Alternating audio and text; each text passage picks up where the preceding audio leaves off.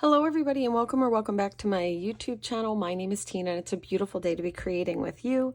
Today I am sharing an assembly video for one of the cards that was featured on our Christmas card buffet, our virtual Christmas card buffet this last Wednesday. And this is, look at that! Oh, this is the support video to put this together for everyone who snagged this kit. This kit features our Evergreen Collection, some wood grain paper that Close to My Heart graciously gave us in another pack that I thought went beautifully with this. It's a mix-ins pack, as well as 2 stamp sets. The Stamp and Think Cut set for the card making for Evergreen, as well as the stamp set here that is currently as part of a special. But I'm going to put all the details in the comments so you can grab them there, and let's go ahead and have some fun.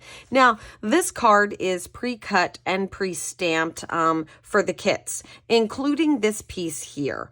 For this kit that I'm going to put together, just in case you guys are going to want to make it with the free Design Space file that I'm also going to be posting, I wanted to just kind of share my stamping. So for those of you who got the pre-cut, pre-stamped kit, you can just fast forward and go to that section of the video. All right, I'm going to be using 3 inks. I'm going to be using some Sage, some Pine, and some Mocha. And I'm going to stamp these 3 stamps individually. Okay. I'm going to grab a little stamp off mat. I like to, I use some very inexpensive 12 by 12 paper. I like to protect my Versamat, but I find that stamping off my stamps, it makes them stamp more clearly, if that makes any sense. It's kind of like seasoning it. I just do it a different way. So this is the Stamp and Think Cut set. And we're going to dive in. We're only going to be using 2 stamps. I am going to be using the tree line that's here at the bottom, as well as the sentiment that is the Good Tidings and Great Cheer. We're going to actually stamp this one twice, so less work loading, but I loved this kind of tree line that it creates when you stamp the lighter over here and you come over with the darker. Okay, we're going to go ahead and stamp this off just a couple times to prime that stamp. This is always a test. You'll know what I'm working on if you just look at my 12 by 12 Versamat covers. All right, this is with our Mocha. I'm just going to stamp that down, and people tease me sometimes because I count like I'm waltzing. I go 1, 2, 3, 1, 2, 3, 1, 2, and then I lift it up, and that gives enough time for the ink to absorb into the paper, and I think I just get a much better stamp that way. So yeah, I'm dancing and waltzing with my stamps on a regular basis. This will be the Sage. I'm going to do the light one first. And I think this is a perfect example of where our clear stamps reign supreme when you want to do a technique like this and see where you're stamping. I'm going to get this second tree up kind of as high as I can. And then the second from the right, I want that one to be as high as it can be without stamping onto the stamped sentiment. So it might let me lift when my waltz is complete. There you go. That was the placement for that. Okay. All right, and I'm just going to let that sit for a minute, and while I do that, I'm going to go ahead and set up my other pieces so that we're ready to go for this card.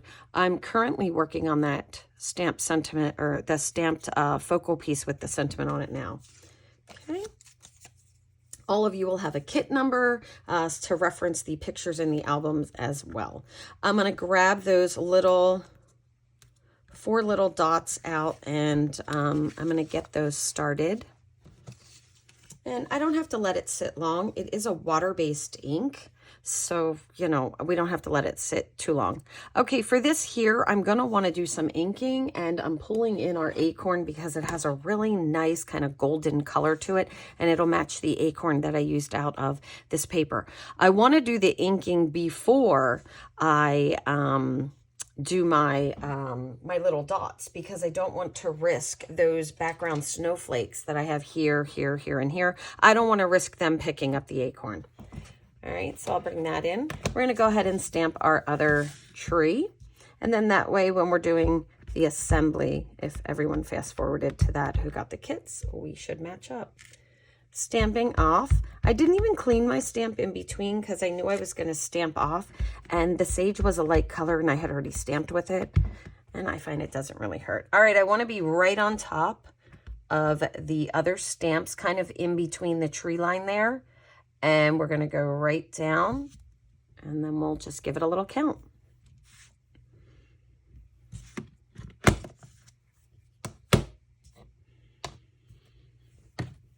Okay. And there we go. We have our tree line. So for those of you who are going to make lots and lots of these, that's all there is to it. Really simple. When I was doing the large batch, I did all the sentiments first. Then I did all the sage. Then I did all of the pine with the trees. And that gave good timing in between. All right, I'm going to flip this over because I have some wet green right there. And you can see I did some inking right there with my acorn. I'm going to grab my acorn, and I have just a sponge that I've used and washed multiple times. The first thing I'm going to do with a very light hand is just add a little bit to that deer. Even though it's going to get on the trees, I'm not too worried as long as we get the most part on the deer. There we go. Just kind of, it makes it stand out just a little bit. It's okay if it gets some there. Okay, and then what I want to do is I'm going to go from, as I rotate, from the outside and come in. So from my right, gone to the left. Instead of just doing a regular ink, I'm doing this technique here because I can get a lot more on there. Very quickly. I don't have to worry about my fingers, even though I'll have it all over me no matter what. I thought this card turned out so great, and this was an introduction of our next cuts for the next year. I do a focus each year on the card buffet, and we will have pop-up cards featured all year long. So that's gonna be a fun time for everyone, and we will be pop-up card pros by the end of the year. Just rubbing that ink all on there. Getting a good bit. It adds so much to the card. Okay, after that's done, this little score line that's right here is going to be out on the card. It's this one that's right here. All right, I'm going to go ahead and just fold that one nice and gently. The score line is there for you.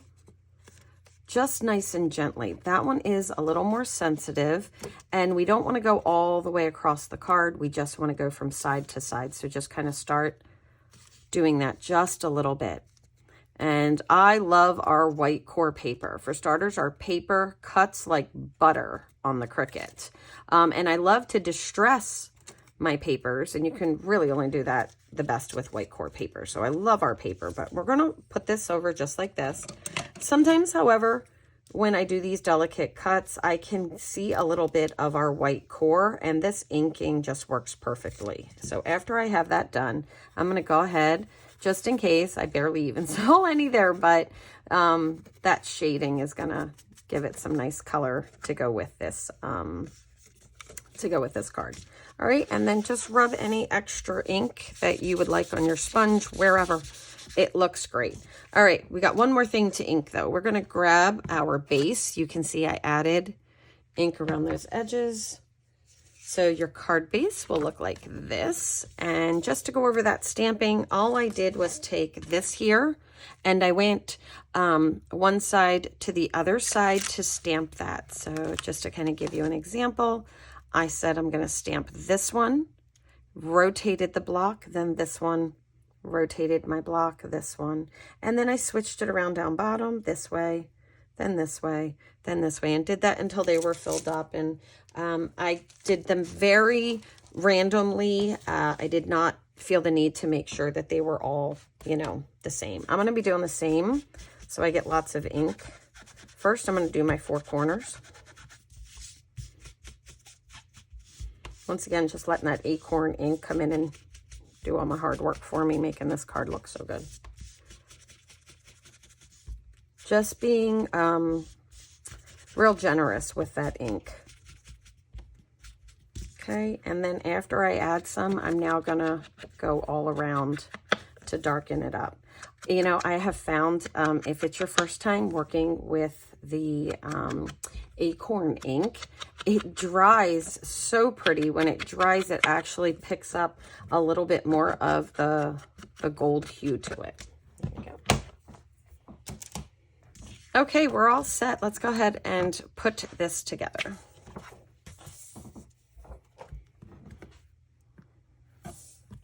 So the real trick in pop-up cards is simply folding and attaching your insert correctly. We're going to go ahead and do that first. We already made this fold here.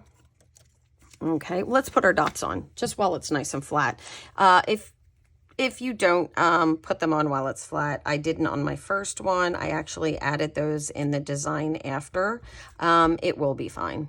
I thought that it just needed a little something to make those stand out a little bit more. So I went back and added that.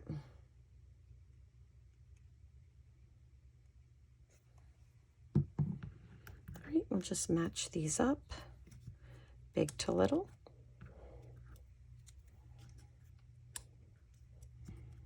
I like using liquid glue for this because I can slide the pieces if they're not exactly where I want them. Okay, there we go. Let's do a pop-up card. I love interactive cards. I love everything about pop-up cards, so let's go.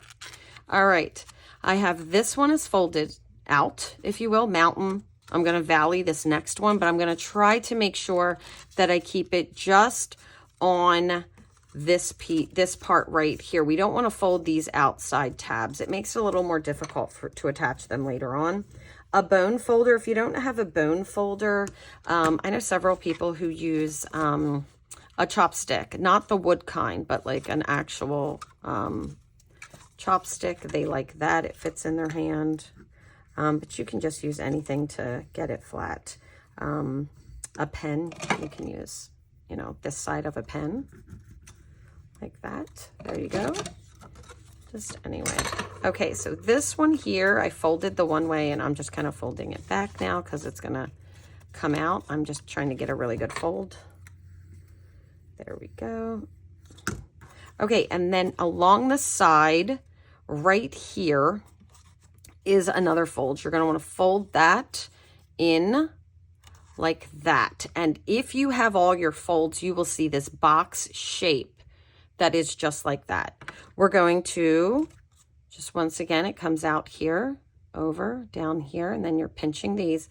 We're gonna close it up and make sure that it's all nice and flat. And then we want this part on the top. It makes it easier to rub this side and not get caught on pieces. Just go ahead and give it a really nice, good rub.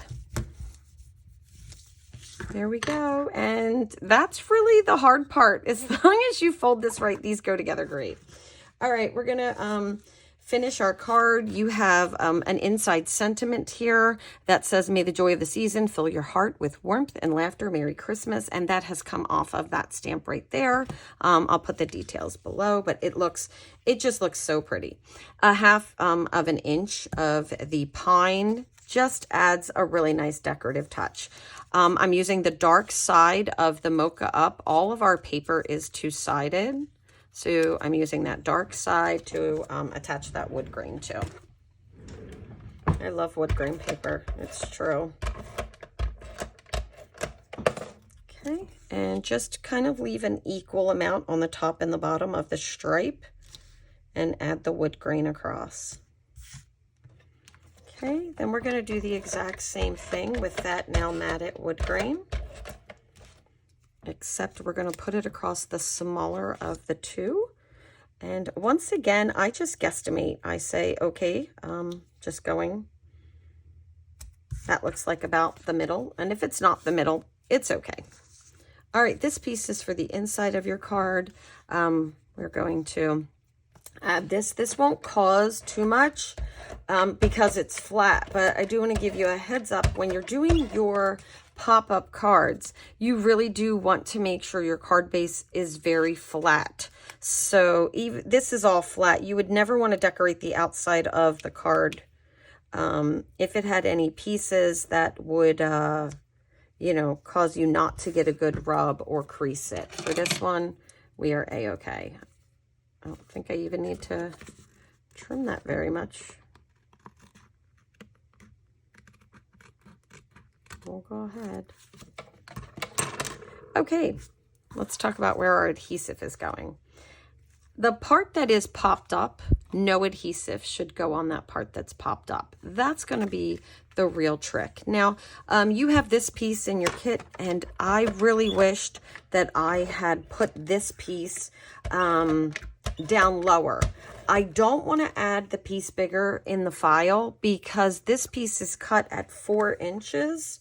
And if we go to 4 1/4, it means you're not going to get 6 cards out of it. But because we cover the whole top portion, it's not going to matter. We're going to position this all the way at the bottom, leaving 1/8 of an inch on each side.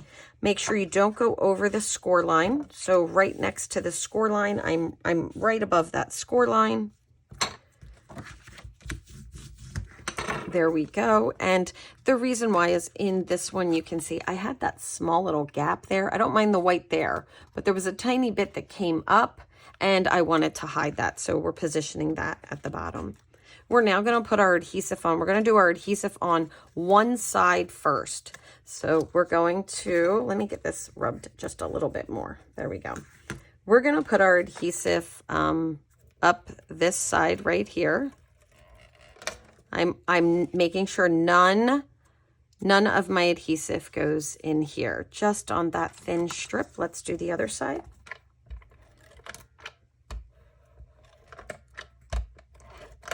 Okay, and then across here, I'm going to give it a little bit more adhesive there. I don't want it to kind of gap at the top, so a little bit more adhesive. We're not going to do the other side because it just makes more, you have to fumble with. We're going to go back and do the other side. We're going to hold this nice and flat. Line it up to our card. So this should be facing up where your decorative piece is, and that is the front of our card. We want to make sure it's all going correctly. This is going to go right in the crease line, and it's okay if it's over a it's over a smidgen with the cut. If it's over like that tiny bit, don't worry about it. You're going to be able to shave it off, but we want to make sure that it covers the entire card. Close it once it's in there. All right, so you can barely see it with the inking. Because of the inking, I almost have to point it out to you. It's like barely there. That inking really helps. And now if you open it up, you can see the magic is already happening. All right, we're going to now close it on this side and get a little bit of adhesive right there on that tab of each side. And then we want across the bottom and all the way around. I like to put a little bit through the middle too, just to kind of support it, but we really want to make sure that we get all the edges. All those edges. Okay. Hold it nice and flat. Close your card.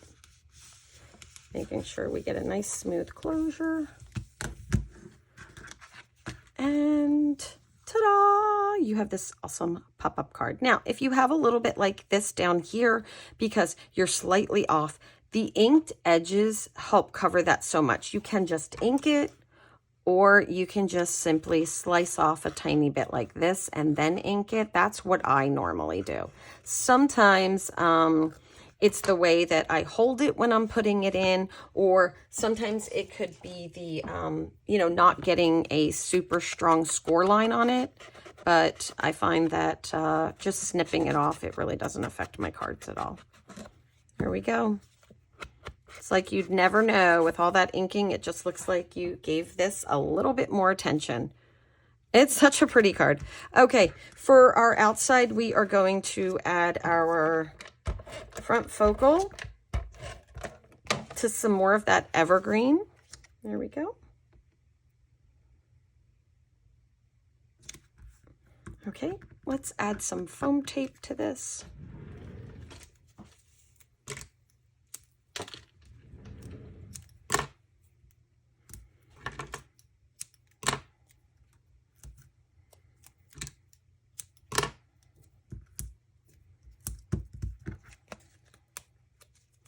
Such a pretty card. Can you imagine, you know, being the person who gets to open this? I mean, the expectation of that is crazy. I just, you know, that you would even think that there's going to be something that good. Okay, I want to make sure that I see all the striping here from the side. So I'm just kind of centering it, putting it down. It's pretty forgiving for that. And then this is a strip of the pine that just kind of brings the color together. And it breaks up all of the acorn in the center of the card to do this. So I'm just going to run that pine strip all the way across. It just gives it a little something. And my stamped piece, we want to keep things nice and flat on the inside of our card. The stamped piece goes in. I'm so happy with the way that this turned out. For the bling on this card, it was super easy to find that. I used this bling right here. You can see them, and I am pulling them out. I took the toffee actually from the Cozy Up, but if you can't get the Cozy Up, the Silver Bells also has the glitter gems in there as well. So I'll make sure to put all the details for both of those in the comments. I'm doing a large, a medium, and a small, kind of close together, giving that little 3, and then I have that one on the wood, one on that, and one at the bottom, and we are done. This card needs nothing else, and we have our special pop-up card. Good tidings and great cheer. And there it is. I hope you guys really like this project. Don't forget to leave me a comment if you like this video, and don't forget to subscribe. All those things help me out here in the YouTube community, and I just love sharing with you. If you have any questions about the assembly of the card or the attached design space file, don't hesitate to reach out. I love helping everybody fulfill their little crafty needs, and makes me feel so connected to everyone. So thank you so much for that. I wish you all a wonderful holiday season and happy crafting. Bye-bye.